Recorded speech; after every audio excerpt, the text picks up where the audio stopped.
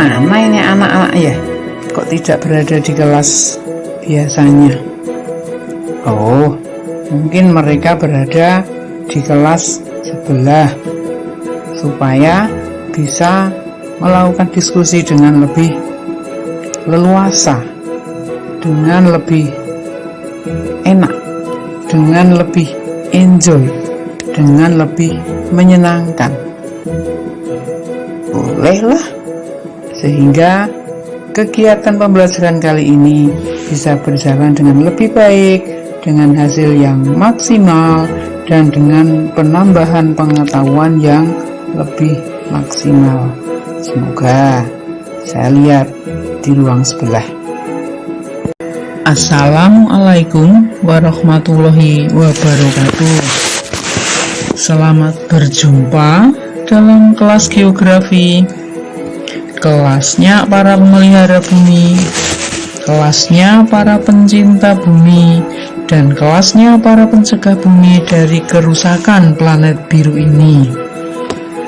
Pada pembelajaran kali ini, guru geografi SMA Negeri 1 Muntilan menggunakan salah satu pendekatan pembelajaran yaitu saintifik dengan model pembelajaran kombinasi antara jigsaw dan kooperatif script.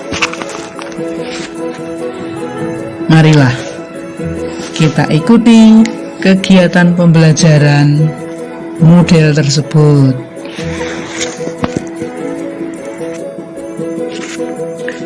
Mana ya anak-anak ini? Sudah waktunya masuk pembelajaran. Oh, atau mungkin berada di ruang sebelah ya? Coba saya lihat. Pada kegiatan minggu yang lalu, anak-anak sudah melakukan kegiatan pada diskusi model jigsaw.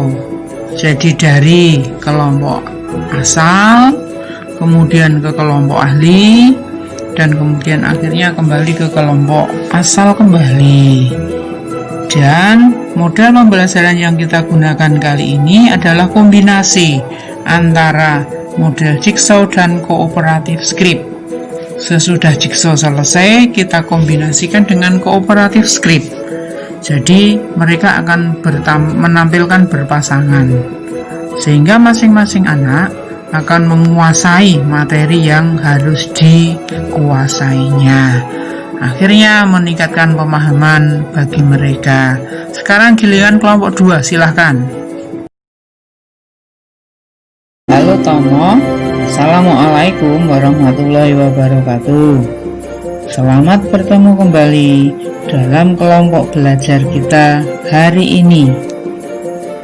Senang kita dapat bertemu kembali, sehingga nantinya kita akan belajar bersama tentang penginderaan jauh, khususnya pada perbedaan citra foto dan citra non-foto, dan tentang manfaat dari penginderaan jauh.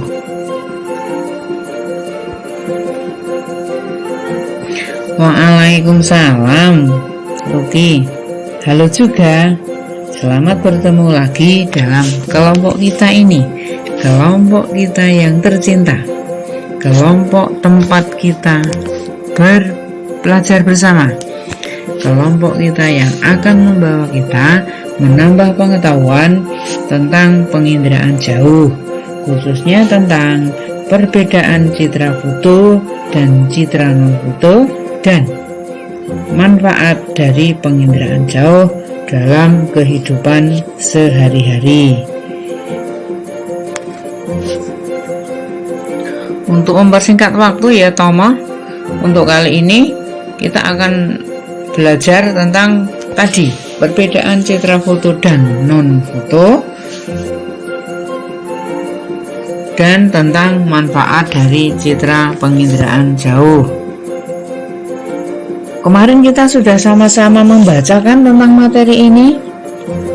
Nanti gantian ya, Aku yang membicarakan tentang citra non-foto dan kamu tentang citra foto. Kita harus memberikan ciri-ciri dari masing-masing agar nantinya kita mendapatkan pengetahuan yang lebih luas dan lebih mendalam tentang perbedaan dari citra foto dan citra non-foto.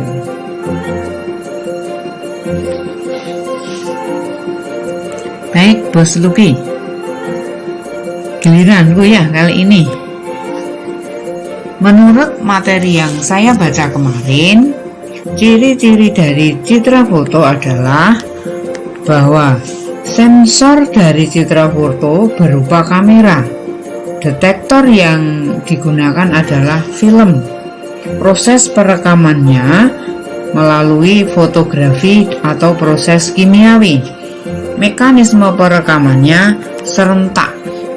Dan spektrum elektromagnetik yang digunakan adalah spektrum tampak dan perluasannya. Dan citra foto biasanya diambil pada waktu siang hari. Ayo, sekarang giliranmu yang citra non foto. Wah, hebat sekali kamu, Tomo. Lancar kamu ya. Pengetahuanmu tentang ciri-ciri citra foto ternyata luar biasa. Oke, giliranku.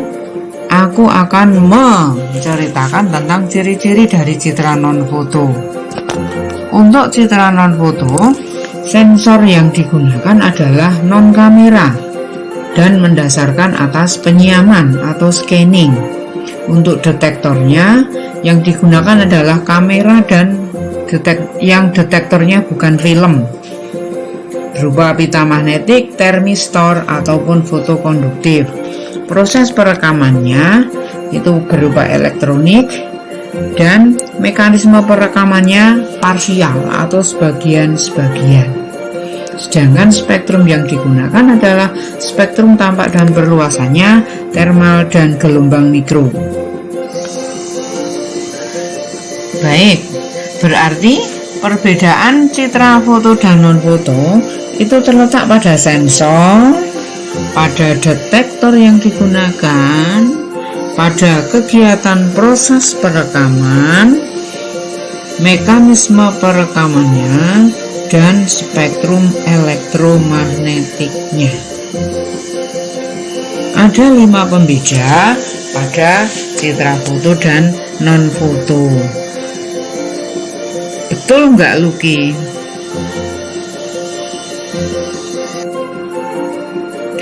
Ya, betul. Alhamdulillah, hari ini kita sudah bisa menyelesaikan tentang satu poin kita, yaitu tentang perbedaan citra foto dan non foto. Nah, sekarang kita akan berlanjut menuju manfaat dari penginderaan jauh. Karena apalah artinya kita mempelajari sesuatu hal ketika kita tidak mendapatkan atau tidak mengetahui manfaat dari hal yang kita pelajari tersebut. Nah, untuk giliran selanjutnya, kamu membahas tentang manfaat penginderaan jauh bidang meteorologi dan klimatologi ya, Tomo.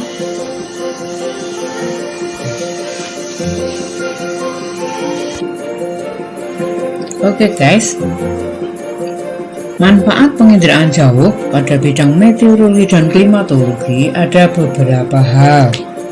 Hal ini sangat berkaitan dengan kehidupan kita sehari-hari hari ini. Yang pertama, melakukan perekaman terhadap pola awan guna mengetahui bidang pergerakan tekanan udara. Yang kedua, mengamati iklim suatu daerah melalui pengamatan tingkat perawanan dan kandungan air dalam udara. Yang ketiga, membantu analisis cuaca dan peramalan atau prediksi dengan cara menentukan arah, daerah tekanan tinggi dan tekanan rendah, serta daerah hujan badai dan siklon. Yang keempat, mengamati sistem atau pola angin permukaan.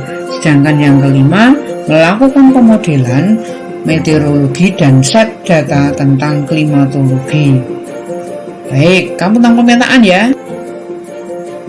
Oke guys, baik, manfaat dalam bidang pemetaan adalah untuk membantu dalam kegiatan pemetaan.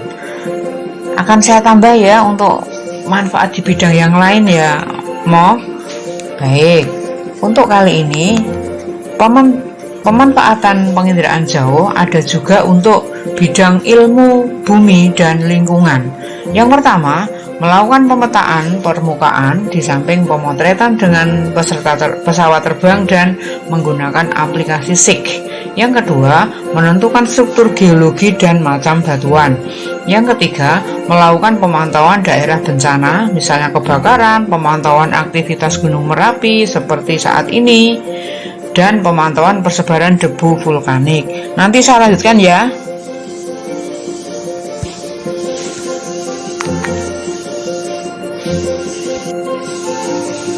Selain yang tadi, manfaat penginderaan jauh di bidang ilmu bumi dan lingkungan adalah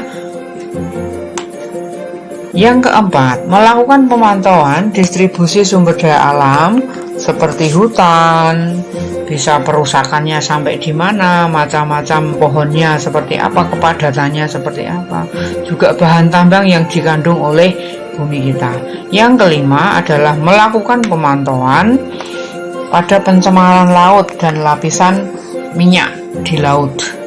Yang keenam, melakukan pemantauan pencemaran udara dan juga pencemaran laut. Jadi, ilmu tentang penginderaan jauh atau penginderaan jauh itu sendiri sangat bermanfaat bagi ilmu bumi dan lingkungan. Sekarang, kamu bidang oceanografi ya. Yups, bidang oceanografi, yaitu bidang yang berkaitan dengan kelautan. Manfaat penginderaan jauh di bidang kelautan antara lain adalah 1. Mengamati sifat fisis air laut seperti suhu di permukaannya, arus permukaannya, dan juga salinitas pada air laut tersebut. Kemudian yang kedua adalah mengamati pasang surut dan gelombang laut, bisa tinggi, bisa arahnya, bisa frekuensinya. Yang ketiga, mencari lokasi upwelling, lokasi sinking, dan distribusi suhu permukaan. Yang ini sangat berkaitan erat dengan perikanan yang ada pada wilayah tersebut. Yang keempat adalah melakukan studi perubahan pantai, bisa erosi, bisa sedimentasinya, ini melalui Landsat dan SPOT.